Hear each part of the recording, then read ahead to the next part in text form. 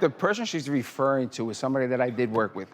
The person just actually started the job. I've been with the job for over 15 years. So it's something that I guess maybe a lot of times we talk. She asked me a lot of questions. We never went out one-on-one. We never met up somewhere secretly or anything like that. It was always on the phone. So after this, Nicole, you then found out that Eric has a burner phone?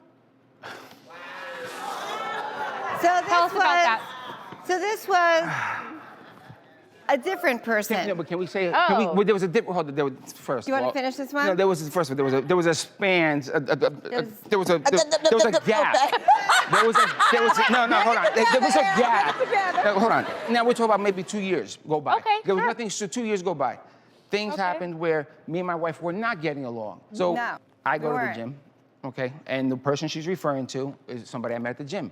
Again, somebody that. But you met a person and that caused you to get a burner phone? No, well, caused me to get a burner phone because she's a PI from hell, and she went through Verizon. Hold on. And I didn't want any issues.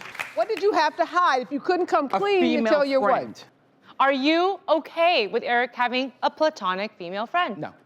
He has said many times there's no such things as friends that are males or females because there's always going to be a sexual component to it, right? Wow. Eric, there was a point when you actually questioned whether or not Yes. you wanted to stay married. So what happened there, and did you talk to Nicole about it? We did talk. We did fight. We did argue. And then I guess that's where the other individual came along. And I guess, I don't know. I just didn't want to deal with it anymore. I didn't. That he could just have I just didn't want to deal with the communication with aggravation no more. I mean, listen, we've been through a lot. We've been together for a long time. And with her, for some reason, that period of a time, it was her with constantly, I mean, don't get me wrong, there's nothing wrong with it, but was school, it was all about her.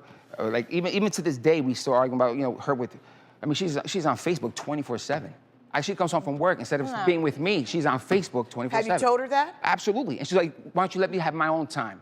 Do you, I'll do me. That's what I hear. I've apologized, and let me tell you something, the third thing that you're gonna mention was me in the vehicle. When I saw my wife's face, and it broke me. And I told myself this would never happen again. How long ago was that incident? Over 2 years ago. You in the car? February In the car. 26th, It was 2 years ago. Let's talk about that. What happened with that situation, Nicole?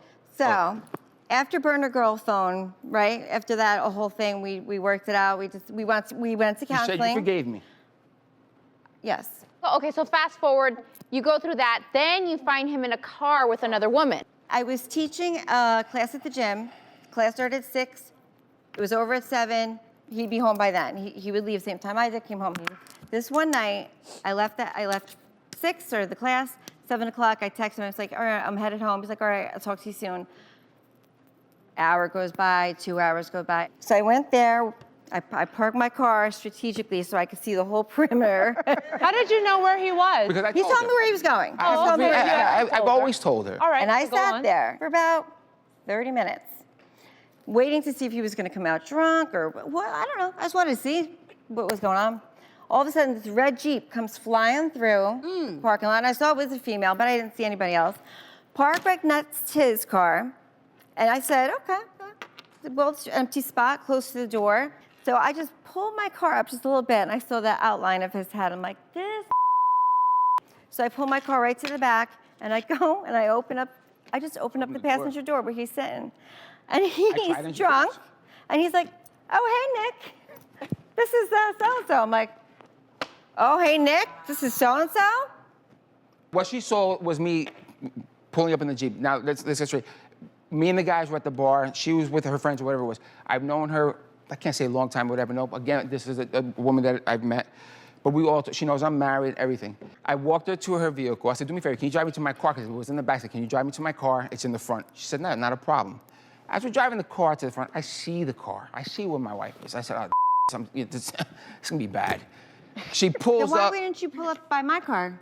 Because it was my car pulled up. You were right there because you drove up like 5-0 and pulled up right beside me. Okay? You pulled up like 5-0. She jumped out of the car. Right. She jumped out of I the ain't no car and she 5-0. opened the door. And I said, I'm trying to say, Nicole, before you even think anything, and she didn't want to hear nothing. I did. I wanted to hear from her, and you kept over-talking her. No, I said, you need to relax, because every word that was every bad word was coming out of this woman's mouth. And I knew she wasn't, and I said to myself, it looks, first of all, it looks bad. And I understand. I might not be the Eric, why would you place yourself in that situation? Because sometimes I don't think.